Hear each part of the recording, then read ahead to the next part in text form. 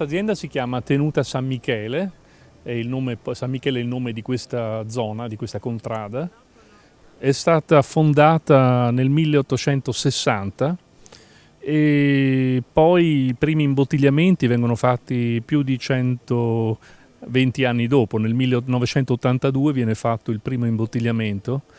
Circa 10 anni prima mio nonno ha realizzato queste grandi terrazze e ha piantato il vigneto a filare, una delle prime spalliere dell'Etna. Questo ha reso possibile la meccanizzazione delle principali operazioni agronomiche e abbassando i costi di produzione. Prima il vigneto era ad alberello, non era piano in questo modo e quindi la coltivazione era estremamente costosa.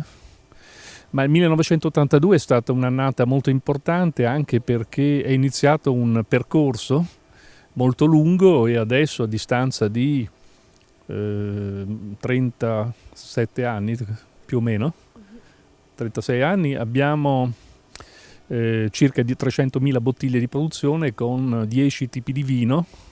In questi anni abbiamo appreso molto sul vino, abbiamo quindi anche incrementato la nostra cultura sia nella produzione che nella vinificazione e poi abbiamo anche introdotto i vini sul mercato, che è una cosa anche estremamente importante e assolutamente non facile. Naturalmente in quei tempi il vino era completamente diverso, adesso c'è una grande cultura del vino che è molto cresciuta, c'è molta più sensibilità al vino anche da parte dei produttori. Io mi ricordo cos'era il mercato di una volta, era molto diverso. Fare questo ha richiesto anche dei grossi investimenti, abbiamo allargato la superficie dell'azienda e poi abbiamo costruito questa cantina, questo edificio, dove facciamo alcune fasi molto importanti della produzione. Prima tutto si svolgeva invece in questo edificio che noi chiamiamo ancora adesso la cantina vecchia. Quello che è veramente importante sull'Etna è soprattutto l'influenza che ci dà il terroir. Terroir è un termine francese che vuol dire l'influenza qualitativa che proviene dalle condizioni locali. E i francesi aggiungono anche tradizionali. Nelle condizioni locali quindi vuol dire il terreno e il microclima.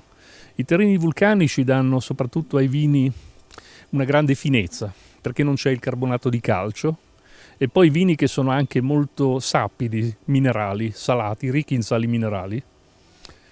E inoltre l'Etna con le escursioni termiche dovute al vulcano ci dà un ritardo nella maturazione, quindi buona acidità e un ritardo nella maturazione. Quindi i vini dell'Etna avranno complessivamente, saranno dei vini delicati, dei vini di non grande concentrazione, hanno però molta complessità, quindi molti aromi e poi una buona acidità e una buona mineralità. Quindi non si può fare un Cabernet Sauvignon californiano oppure un primitivo della Puglia, ma si faranno dei vini che hanno una loro individualità e soprattutto quello che è interessante è che è un legame con il nostro territorio, che credo che sia la cosa più importante. Sono tanti vini che sono globalizzati, cioè sono vini dove si perde un contatto con l'origine. In parte è dovuto anche a volte al processo di produzione, perché anche la tecnologia può rendere questi vini, diciamo, un po' anonimi. Ma secondo me è molto importante fare dei vini che abbiano una propria personalità. Un'altra cosa importante che abbiamo fatto è lo spumante, che è dovuto anche alle condizioni locali e poi alle particolari uve della nostra produzione. Noi abbiamo iniziato a fare spumanti nella vendemmia 1989. Infatti l'anno prossimo festeggeremo i primi 30 anni di produzione dello spumante, che ci porta adesso a produrre 30% della nostra produzione è vino spumante. Vini che vengono anche esportati, una parte viene infatti venduta, significativa dello spumante rosato viene venduta negli Stati Uniti. Adesso parliamo un po' dei vitigni. Il vigneto qua di fronte si chiama Nerello Mascalese. Probabilmente il nome deriva dal fatto che il Nerello Mascalese non dà dei rossi di grande intensità colorante. E poi è anche molto tardivo, cioè bisogna raccoglierlo tardi perché oltre alla concentrazione zuccherina è molto tardi nella maturazione polifenolica, la maturazione di quelle sostanze che poi determineranno il tannino e il colore. e quindi bisogna raccoglierlo il più tardi possibile, compatibilmente con la situazione climatica dell'annata. Purtroppo non è sempre facile perché l'Etna è molto piovosa, abbiamo una pluviometria che raggiunge da 1,5 metri a 2 metri di pioggia per anno, e forse quest'anno l'abbiamo anche superata. Non ho mai visto un'annata così piovosa, ma quindi diciamo che ci sono dei momenti dove si deve raccogliere. In questi casi conviene fare macerazioni meno lunghe per estrarre meno tannino, ecco. Il nerello si raccoglie per i rossi e i rosati solitamente dai primi di ottobre, mentre per lo spumante un paio di settimane prima, quindi verso la metà di settembre. Abbiamo poi anche Etna Bianco, fatto da Caricante Catarratto. È un vino dove stiamo puntando molto anche perché questo versante dell'Etna ha una particolare vocazione per i vini bianchi. Che infatti l'Etna Bianco nasce qui piuttosto che nella zona sul versante nord-ovest, che è quello attualmente più famoso, dove tutti stanno andando, insomma. Il Caricante invece nasce proprio da questa zona ed è un'uva che ha delle caratteristiche molto interessanti. Noi non usiamo solo Caricante, facciamo un assemblaggio di Caricante al 70% e poi il resto è Catarratto in prevalenza e anche altre uve minori. Produciamo anche del Pinot Nero, che è un'uva interessante perché rappresenta un po' come il Nerello un'uva di grande legame col territorio. Intendo dire che in ogni zona il Pinot Nero cambia e quindi non si può definirlo come altre uve un vitigno internazionale. Vitigno internazionale vuol dire un'uva che dà dei risultati buoni dappertutto. In realtà il Pinot Nero dà dei vini con una personalità propria e credo che si possano fare dei vini interessanti, anche se sono difficilissimi da fare. Infatti non credo che sia un vitigno che avrà questa grande diffusione. Abbiamo anche tante altre uve da cui facciamo cuvée, un'azienda vicino a Catania dove facciamo anche dei rossi di maggiore intensità, facciamo un Cabernet e un assemblaggio che chiamiamo la Pilli rosso.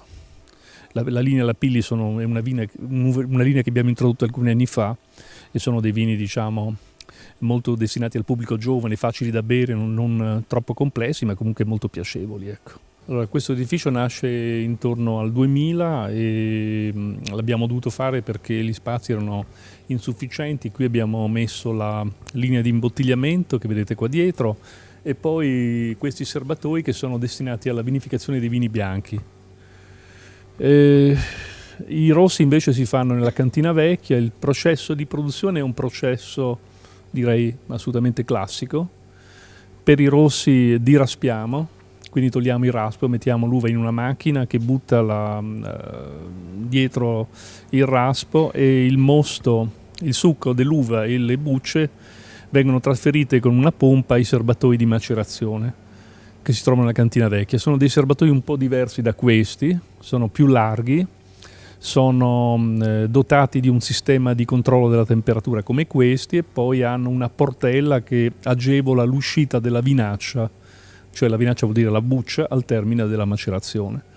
Poi hanno anche un dispositivo di rimontaggio, sono dei dispositivi che prendono il mosto e lo buttano sopra il cappello, cioè la vinaccia tende a galleggiare grazie alle bolle della fermentazione, in questa maniera c'è più estrazione di colore e tannino dalla buccia.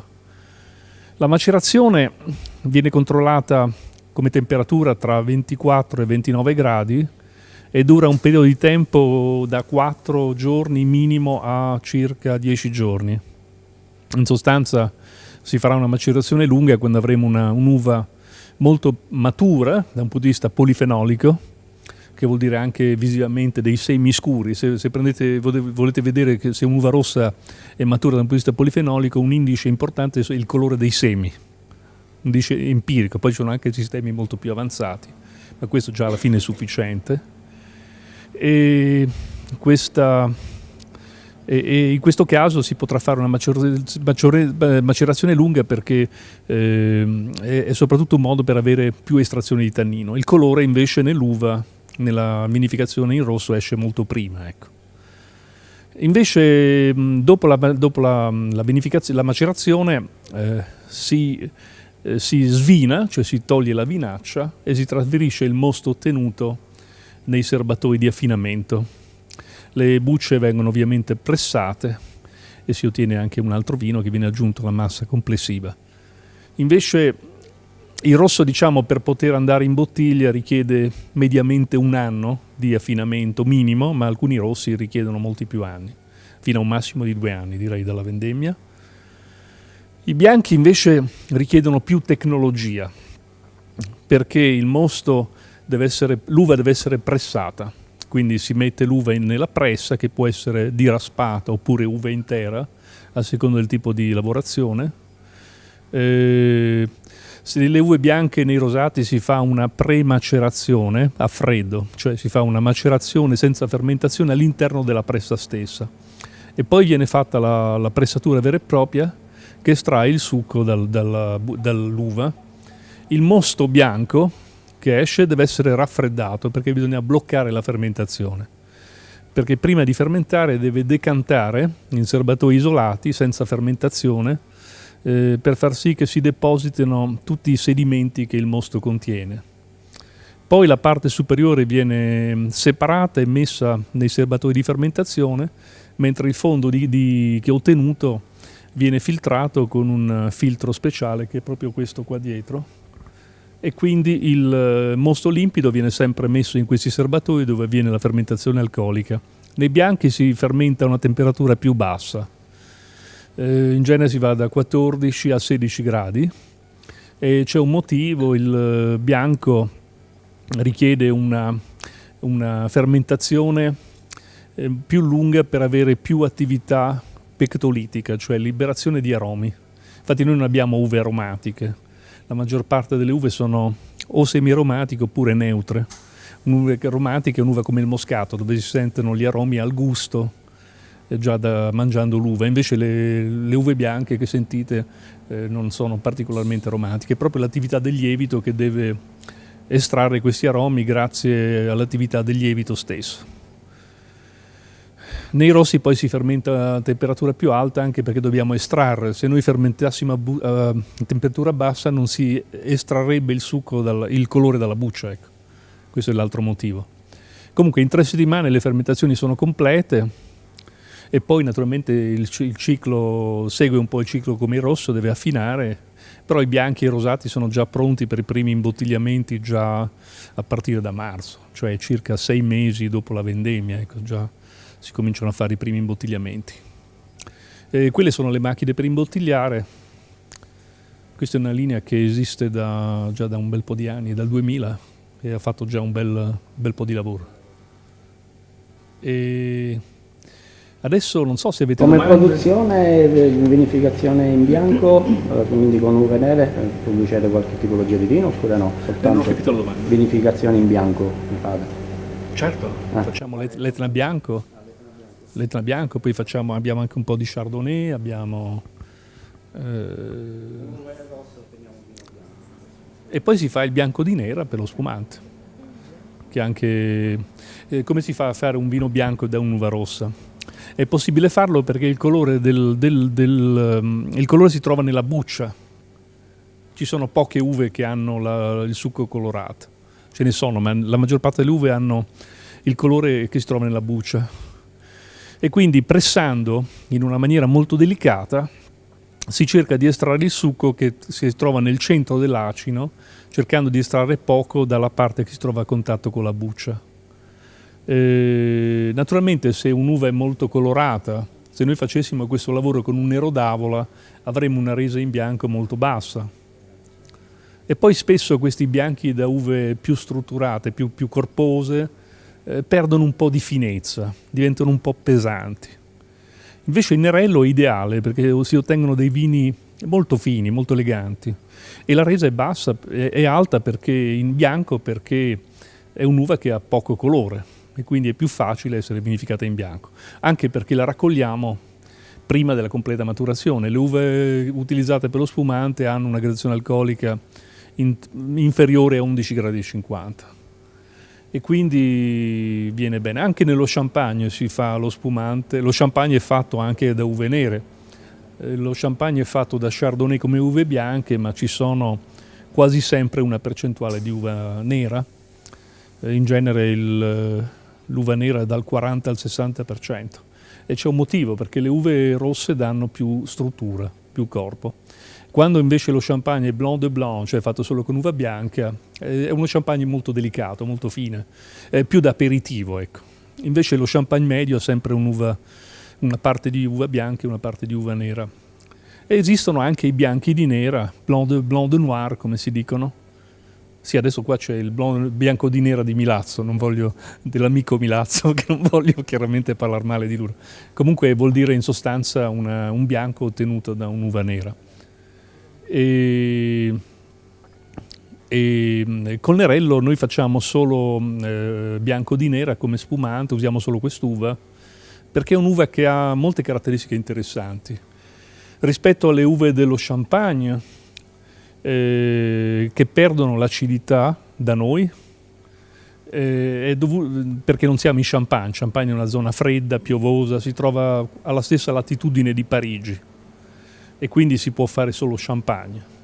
Ma lo Chardonnay fatto qui perde l'acidità, quindi si dovrebbe raccogliere prestissimo. Ma questo vale anche per il Franciacorta. Franciacorta si raccoglie a volte i primi di agosto e questo non è positivo, perché va sempre un po' a perdere carattere, nel senso che va molto sul morbido poi alla fine il vino. Il Nerello invece è un'uva che è molto più equilibrata con l'ambiente di produzione e quindi possiamo raccogliere in un periodo normale con una bella acidità e una gradazione alcolica moderata. E quindi io lo ritengo molto interessante. Un'altra uva molto buona è il Frappato, che si fa però nella zona di Vittoria, di Ragusa, insomma. Ma visto che noi otteniamo risultati così buoni con Nerello, non vedo il motivo di piantare il Frappato qua. Allora, qui siamo nella sala di affinamento, dove il vino riposa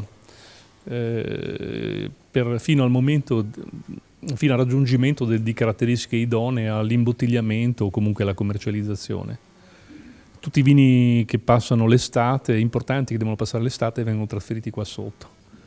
È un ambiente a temperatura costante, il vino non ama le variazioni tra giorno e notte e non fa né troppo fresco né troppo caldo. In inverno raggiungiamo una minima che va da 7 a 9 gradi, d'estate siamo intorno a 18-19 gradi. Un po' ai limiti, spero in futuro di poter anche condizionare. Ma purtroppo in un'azienda ci sono sempre priorità e comunque noi non cessiamo di investire, ve lo garantisco. L'affinamento si può fare sia in serbatoi di acciaio inox che in queste botti di rovere, è il rovere francese che è il rovere più elegante. Ci sono anche altri tipi di rovere, c'è quello americano e anche quello dell'Est Europa. Il francese, scusi? Il cognac si usa un altro legno che è particolarmente compatto, perché ovviamente ha perdite di evaporazione. E si usa soprattutto, credo, limousine come tipo di legno. Noi invece abbiamo dei legni un po' diversi. La capacità che usiamo è questa qui di 500 litri, quindi non è la normale barrique, che è 225 litri. Il motivo è che noi dobbiamo rispettare il più possibile lo stile dei nostri vini, che è basato sull'eleganza, quindi cerchiamo di non avere delle cessioni di legno che vadano a coprire le caratteristiche. Quando la botte ha questa dimensione, la cessione del legno è più lenta e quindi è più facile lavorare. Noi cerchiamo soprattutto un vino che raggiunga più equilibrio nell'acidità, perché la botte ammorbidisce anche e nei rossi dà più stabilità nel colore. I bianchi rimangono ad affinare qui circa 10 mesi, i rossi 1 anno e mezzo mediamente. Però molti vini fanno anche acciaio e in genere si fa sempre assemblaggio, perché la botte può essere anche di primo passaggio, dove il legno è un po' più forte, secondo e terzo passaggio, e quindi possiamo un po' equilibrare con l'affinamento le caratteristiche. Un'altra cosa importante che facciamo qui è l'affinamento dello spumante e la lavorazione dello spumante. Lo spumante si trova in queste bottiglie sono tutte bottiglie di spumante. Noi produciamo un tipo di spumante che è fatto con l'affinamento in bottiglia, si chiama metodo classico.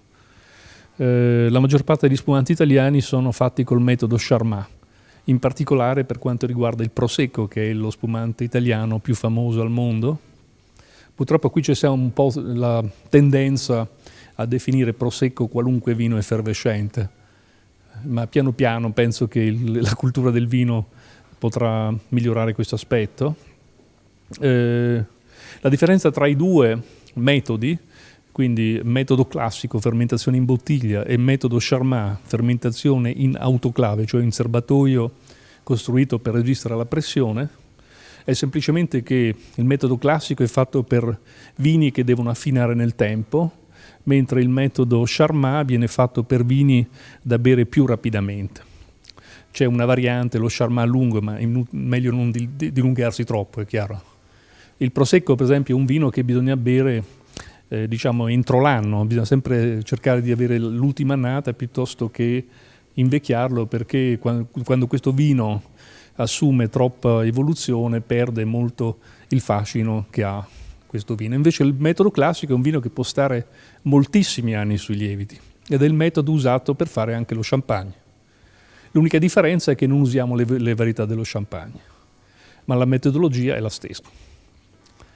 Una volta si poteva usare il metodo champenois, ma dal 94 questo termine è stato vietato in Europa per proteggere ovviamente l'identità dello champagne.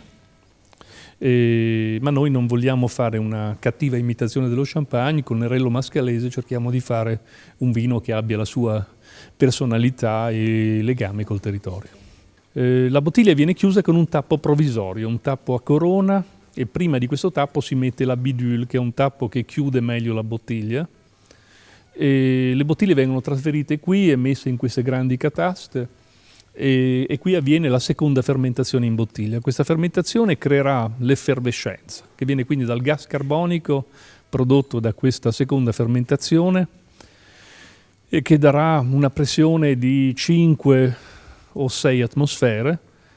È sempre tutto un po' aleatorio nel metodo classico, non si può prevedere esattamente quello che succederà nella bottiglia, quindi c'è un certo margine di variabilità. E poi darà un grado in più di alcol, quindi il vino, la gradazione finale arriverà intorno ai 12,50. E poi segue l'affinamento in bottiglia, perché è l'unico motivo che giustifica questo tipo di produzione. Anzi, direi che il Nerello non si può fare in metodo Charmat. Il metodo Charmat, all'inizio il Nerello appena fermentato è semplicemente un vino neutro con le bolle. È solo l'affinamento col lievito che arricchisce questo vino in aromi, viene fuori una maggiore lunghezza, cioè una persistenza, cioè il vino rimane molto più a lungo, il sapore del vino, e poi la complessità che viene fuori, incluso aromi che riportano al lievito, che sono tipici dello champagne. E poi un'altra cosa che varierà molto è il cosiddetto perlage. Perlage è un termine francese molto bello, le perle, no? Vuol dire in sostanza la dimensione delle bolle. Più rimarrà sul lievito e più il perlage diventerà fine e persistente. E noi abbiamo un affinamento sui lieviti, diciamo, per dei prodotti diciamo un po' più commerciali, che sono il Murgo Brut e il Murgo Brut Rosé, che vanno solitamente tra 1 anno e mezzo a 2 anni e mezzo sui lieviti, mentre un vino che si chiama Extra Brut rimane sui lieviti a maturare tra 7 e 8 anni, 8 anni in magnum, e il vino diventa estremamente interessante.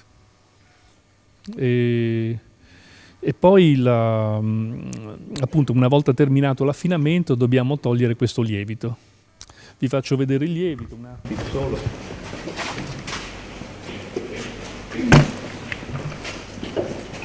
Il lievito si presenta come questo sedimento, contro luce lo vedete? No. Lo vedrete? No. Beh, comunque c'è un deposito che si deve decantare sul tappo. Questa operazione si chiama remouage. Per toglierlo si fa in 2 fasi. La prima fase si chiama remouage.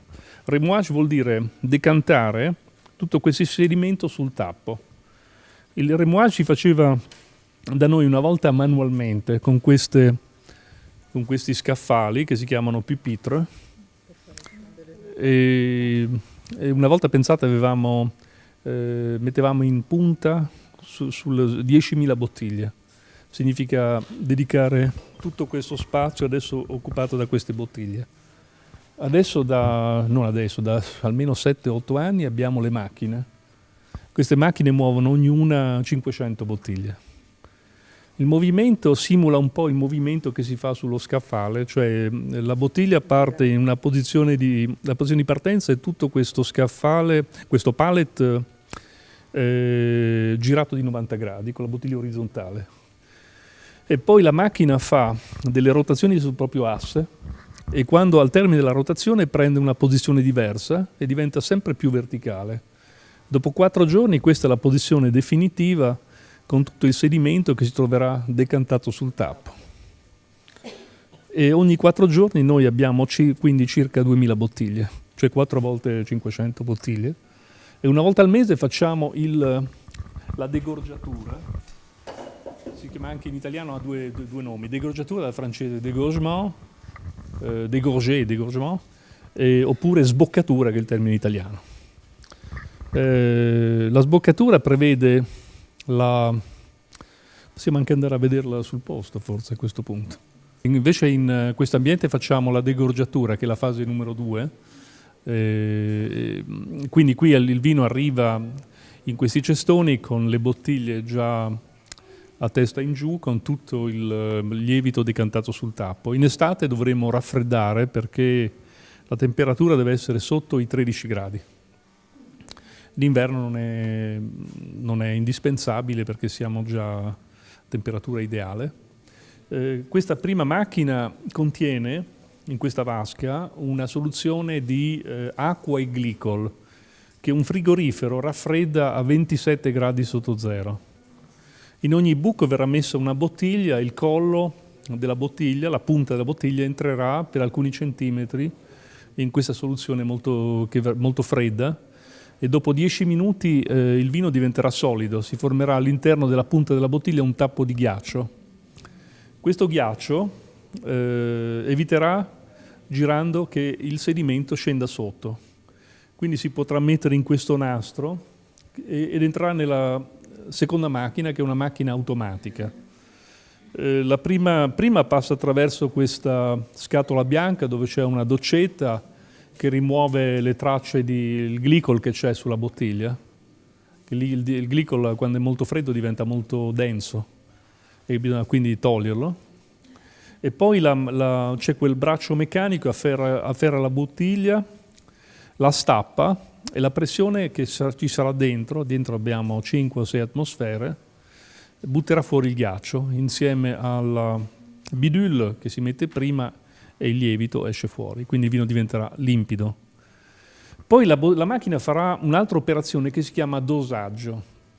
Il dosaggio è una soluzione, un liquido che si prepara prima, che serve per equilibrare l'acidità. Si aggiungerà infatti in questo liquido, si saranno disciolti degli zuccheri, si devono preparare prima. Noi cerchiamo di non modificare le caratteristiche, alcuni dosaggi. Alcune aziende usano il dosaggio, è consentito, anche dei cognac e dei rum e danno in un certo senso una personalità propria. Naturalmente questo vale nello champagne soprattutto per i prodotti più commerciali. Credo che si debba fare anche facendo delle produzioni molto grandi. La maggior parte delle case dello champagne sono enormi, fanno milioni e milioni di bottiglie. Per avere lo stesso sapore il dosaggio ha un suo ruolo. Noi cerchiamo di non cambiare il sapore, il nostro dosaggio è esclusivamente zucchero. E uno zucchero, tra l'altro, il minimo possibile, noi andiamo tra 2 a 4 grammi litro, quindi siamo sempre nella categoria che va tra il brut e l'extra brut. Però noi andiamo anche a raccogliere un po' più maturo. Lo champagne spesso si raccoglie molto verde, raccolgono del vino base inizialmente che ha una gradazione alcolica di 9 gradi, ecco. Ma poi viene chaptalizzato, cioè si fa aggiungere zucchero, fa una seconda fermentazione. Noi invece andiamo su un'uva un po' più matura, ma credo che anche adesso lo champagne tendenzialmente vada a ridurre il dosaggio. E questo lo vedo in tanti champagne un po' più moderni, un po' più evolutivi, che hanno più, che ne so, Drapier oppure anche Jackson, vanno a fare dosaggi di 1,5 grammi, 2 grammi, insomma. secondo me è un vino che ha molto più carattere. Comunque il dosaggio non è mai standardizzato, ogni anno si può decidere se aumentare o diminuire lo zucchero. Solitamente nel Brut e il Brut Rosé andiamo da 2 a 4 grammi, mentre nell'Extra Brut, che è quello più vecchio, più prestigioso, quello che rimane più a lungo, non c'è mai dosaggio, lo lasciamo natura. L'avremmo potuto anche chiamare pas dosé, però all'epoca era troppo complicato, quando abbiamo cominciato a farlo era troppo complicato spiegare al consumatore cosa volesse dire, e quindi abbiamo preferito Extra Brut ed è ormai rimasto il nome, insomma, pazienza. E poi dopo si mette il tappo definitivo e la gabbietta. Con queste macchine noi facciamo da 5 a 6 mila bottiglie al giorno, che vuol dire che facciamo una degorgiatura in 2 giorni, degorgiamo tra 10 e 12 mila bottiglie, in base un po' anche al flusso commerciale, certo. E questa è la storia del nostro spumante. Posso chiederle una cosa? Io arrivo al supermercato, devo scegliere una bottiglia di vino. A parte devo fare i conti con la mia tasca o col mio portafoglio, però lei, se dovesse darmi qualche consiglio, a cosa devo pensare? Cioè, c'è un'etichetta particolare, la composizione? Quale consiglio darebbe a un profano? Allora, prima cosa, secondo me, parliamo in termini molto generali, non parliamo di uno spumante o di un'altra cosa. Io penso che la cosa importante è di non lasciarsi troppo influenzare dai marchi. I vini poi vanno assaggiati e poi bisogna decidere, ecco. Perché spesso il marchio è anche... il costo è anche legato al marchio, ecco. Cioè, dico, se uno vuole assaggiare un Bolgheri, non è che deve per forza comprare Sassicaia. Se io voglio assaggiare un Bourgogne, non devo comprare Romanée Conti. Ci sono altri Bourgogne altrettanto buoni e infinitamente meno cari. Quindi è una questione anche un po' di conoscenza, ecco. Però purtroppo non è semplice, perché anche le guide a volte si fanno un po' influenzare dagli aspetti commerciali, ecco. E questo è un po' il problema. Questa è un po' una caratteristica, scusi, che riguarda un po' tutto l'agroalimentare anche. Giusto? Che rapporto c'è tra quantità e qualità? Ma guardi, c'è sicuramente un rapporto, però non bisogna anche pensare che se uno fa pochissimo deve essere necessariamente buono. Se l'uva produce troppo poco, il vino matura troppo rapidamente, il vino perde l'acidità, quindi ci vuole la giusta produzione. Il diradamento ha senso quando l'annata è negativa e quando c'è troppa uva, ma non ha senso farlo in maniera standardizzata. Vuol dire che quando si produce troppo poco non è necessariamente positivo. Il prezzo poi non è correlato alla quantità di produzione, cioè alla produttività. Il prezzo non c'è un'equazione prezzo costo del produzione dell'uva. Non è una cosa matematica. Il prezzo è spesso un elemento promozionale. Certo, ci sono dei vini come Château d'Yquem, si raccoglie in 13 volte, chicco per chicco. È chiaro che costa un sacco di soldi e se li merita, tra l'altro, è il Sauterne più prestigioso al mondo. Però non è che, vuol dire, spesso nei vini normali è una questione che è dovuta alla produzione, anche alla quantità di produzione che si vuole vendere. Per esempio, ho un mio amico produttore che vende il vino a 150 euro la bottiglia, ma ne fa solo 500 bottiglie, quindi si può anche permettersi di venderlo a 150 euro la bottiglia. Se ne facesse 10.000 avrebbe difficoltà a venderlo a 150 euro. È anche un po' la legge del mercato, dell'economia generale. Perché dovremmo scegliere un Nerello Mascalese e non un'altra cosa? Ma allora, lei qui sta entrando un po' più in dettaglio. Io penso che si potrebbe parlare magari di categorie di vino, ecco. Il Nerello Mascalese si sceglie quando si vuole scegliere un vino che ha quelle caratteristiche che vi dicevo prima, quindi un vino fine, complesso, elegante, che si abbina a diverse cose interessanti. Se voi magari cercate un vino più corposo, potete andare verso dei vini più impegnativi, più pieni di tannino, più tannici, più corposi. E quindi dipende un po' anche da che cosa con cosa intende abbinare il vino che vuole comprare, ecco. Non so, lo spumante è un vino sicuramente da aperitivo. È vero che gli inglesi fanno spesso l'aperitivo con lo sherry, ma secondo me il vino d'aperitivo dovrebbe preparare al pasto e ci vuole un vino meno pesante. Ecco. Però anche lì poi c'è una gamma molto scelta. Se vogliamo parlare di spendere, ci sono champagne che costano anche 300 euro la bottiglia, ma anche molto di più. Quest'anno, festeggiando i 60 anni di mia moglie, ci siamo permessi di acquistare un Krug, che è veramente un'esperienza da fare nella vita. Purtroppo costa 300 euro una bottiglia. E pensate che adesso il Krug, 300 euro, il Krug adesso, vabbè, 60 anni si fanno una sola volta nella vita, no? È chiaro che poi quando ai 70 anni ci vorrà qualcosa di ancora più impegnativo. Comunque, pensi che il Krug, lo sa qual è l'annata che distribuisce Krug adesso, come millesimato? Il Krug Brut millesimato in distribuzione adesso è 2004, cioè quasi 15 anni. Il 2005 non è ancora uscito. Cioè il millesimato c'è anche il Cuvée. Il Cuvée costa di meno, ma devo dire il millesimato è meglio. Ve lo posso certificare. Diciamo che anche lì, chiaramente bisogna avere la passione del vino. Una persona che non ha la passione del vino non dovrebbe spendere tanto. Ma voi come intende se deve prendere nel GDO oppure fate come conosciamo la vostra azienda? Io lo spendo di vino per l'azienda Murgo, però. Ma noi abbiamo una sporadica presenza anche nella GDO, ma non. Diciamo che purtroppo non si può non essere presenti. La GDO, il problema è che crea spesso dei problemi con i prezzi, perché fanno dei discorsi commerciali, perché utilizzano il vino più per questioni anche per attrarre la clientela piuttosto che. E questo poi ci crea problemi commerciali nella fascia, diciamo, più importante, che si chiama Horeca, che vuol dire alberghi, ristorazione e punti vendita, insomma, e negozi. Ma purtroppo quella è una questione così, non si riesce a risolvere. Comunque cerchiamo soprattutto di essere presenti, perché noi pensate che raggiungiamo più del 60% del vino viene venduto in Sicilia, 10% come distribuzione nazionale e solo 30% per l'estero. Quindi siamo molto radicati sul territorio e siamo anche contenti di esserlo, perché penso che anche il territorio locale dia anche più fedeltà e vi è più un legame anche con quelle che sono le nostre tradizioni anche a tavola, anche nella cucina. Il legame nel territorio secondo me è importante.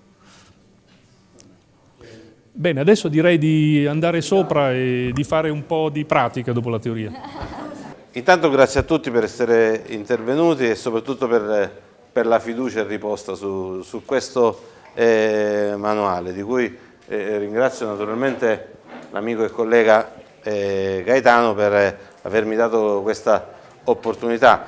Nel tempo recente noi da docenti discutevamo sempre quale potesse essere uno degli strumenti un po' più efficaci per raggiungere i nostri alunni, per meglio, insomma, interpretare certi tecnicismi relativi alla produzione del vino, relativi alla figura del sommelier e relativi naturalmente alla degustazione. Il manuale non aggiunge né toglie nient'altro ad altri manuali, forse anche più reputati da persone più esperte di me in questi termini, però certamente quello che abbiamo voluto fare con Gaetano è cercare di snellire quanto più possibile determinate procedure e allo stesso tempo renderle più efficaci possibile a livello di comunicazione, non solo naturalmente per i nostri discenti, per i nostri alunni, ma anche a chi volesse avvicinarsi in maniera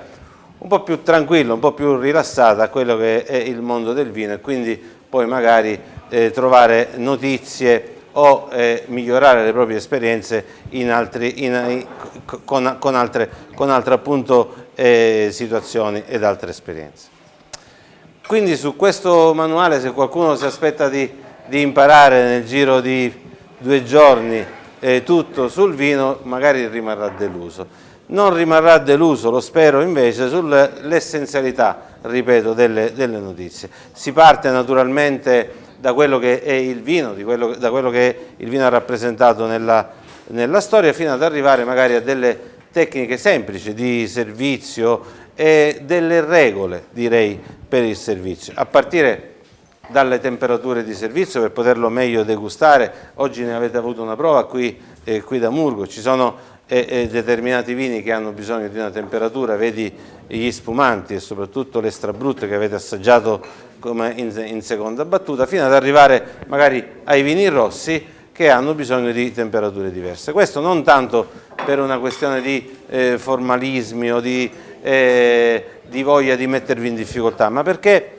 il punto nelle regole e nel manuale che vuole arrivare un po' a tutti è quello che, se le regole ci sono, andrebbero rispettate. Poi, una volta che queste regole magari sono state imparate o abbiamo avuto tante di quelle esperienze che possiamo anche permetterci, così come un bravo chitarrista che ha imparato gli accordi poi può anche svisare, allora svisiamo.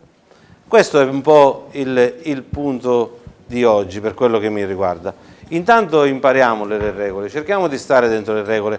Io capisco benissimo che non tutti possiamo avere a casa 30-40 bicchieri per le varie degustazioni, e questo è giusto, però sapere che il bicchiere comunque fa la differenza, così come potete vedere anche sul manuale, la bottiglia del vino fa la differenza, se per uno stile che vogliamo dare al vino, o se non vogliamo dare uno stile, la bottiglia fa riconoscere lo stile del vino che dovrebbe esserci dentro. Ecco, a questo insomma un po' il manuale tende, affinché insomma possiate avere quante più notizie possibili. Non ultimo la figura del sommelier nella storia, che non è quella persona solo ed esclusivamente impettita che troverete nei ristoranti di lusso, di cui magari una volta ognuno di noi c'è andato ed è riuscito ad andarci e se ne ricorda a vita, ma proprio perché anche attraverso queste regole,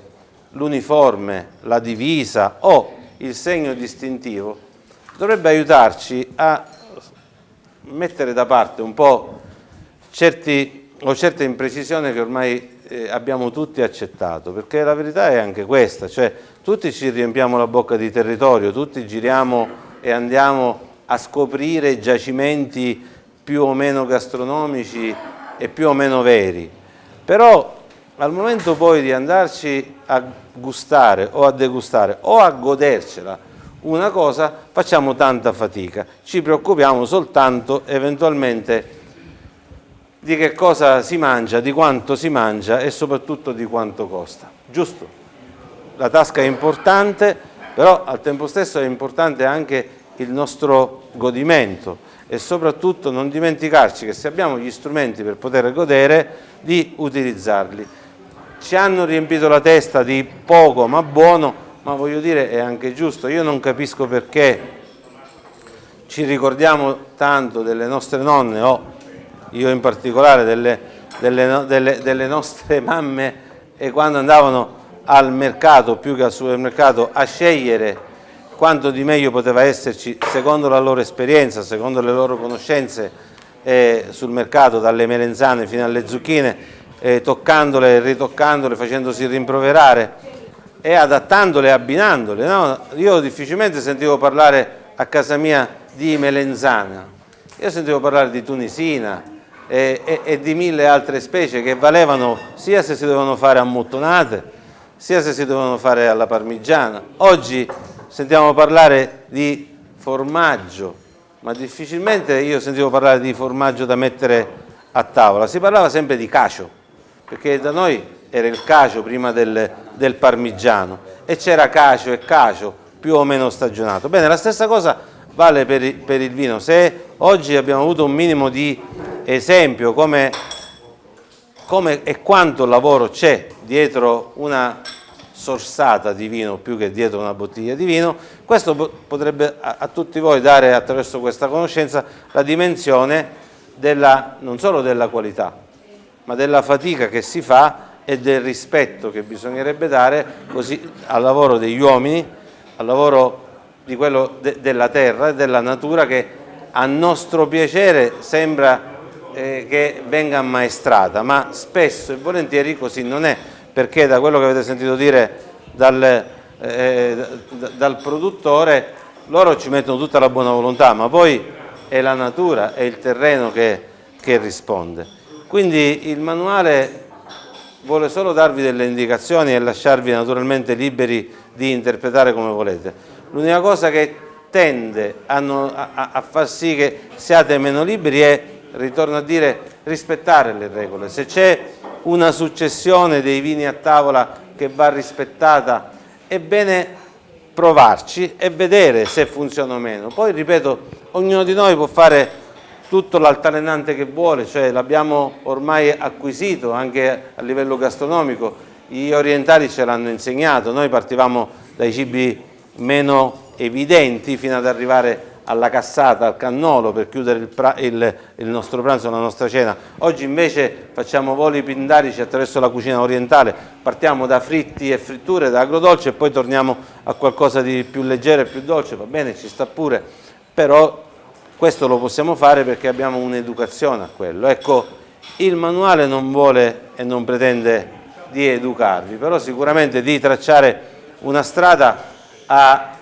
saper degustare e rispettarsi, soprattutto per volere bene e per volersi bene in ogni momento della giornata.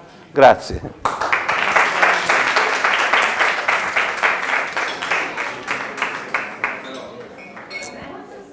A proposito di manuale, quello che vi dice il manuale prevalentemente è di fare attenzione alla qualità del territorio, soprattutto, che è quello che poi vorremmo trovare espresso nel bicchiere. In questo caso, stando sull'Etna, abbiamo un vino dell'Etna che propriamente in Casamurgo esprime la sapidità, la serenità, direi le caratteristiche vulcaniche del territorio attraverso quella freschezza dell'acidità e soprattutto con quei profumi di frutta accattivante, ma anche di mineralità. È quello che vorremmo trovare in questo vino, lasciando stare un po' la parte del colore, ma il naso esprime appunto la qualità del terroir di cui avete sentito parlare e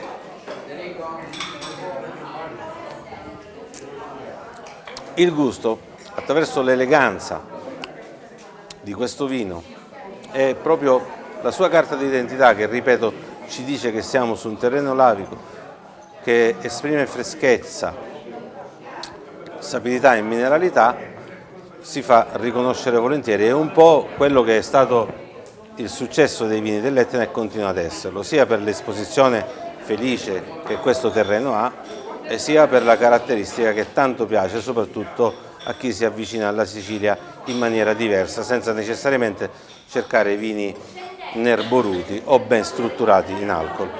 Il rosso è un nerello mascalese, è proprio tipico di questo territorio. Come potete vedere, già il colore dimostra tutta la sua natura, che è quella di presentarsi un po' scarico nel colore, ma limpido, brillante.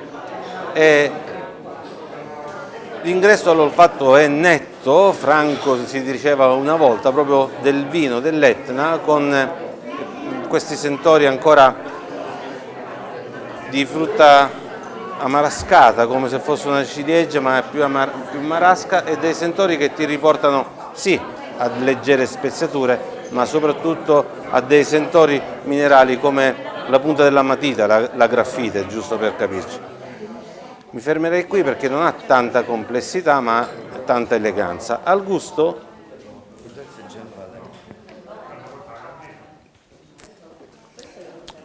l'ingresso continua ad essere molto elegante, ti riempie la bocca pur non invadendola, e questa frutta esplode con una buona croccantezza per poi terminare con piacevoli sentori di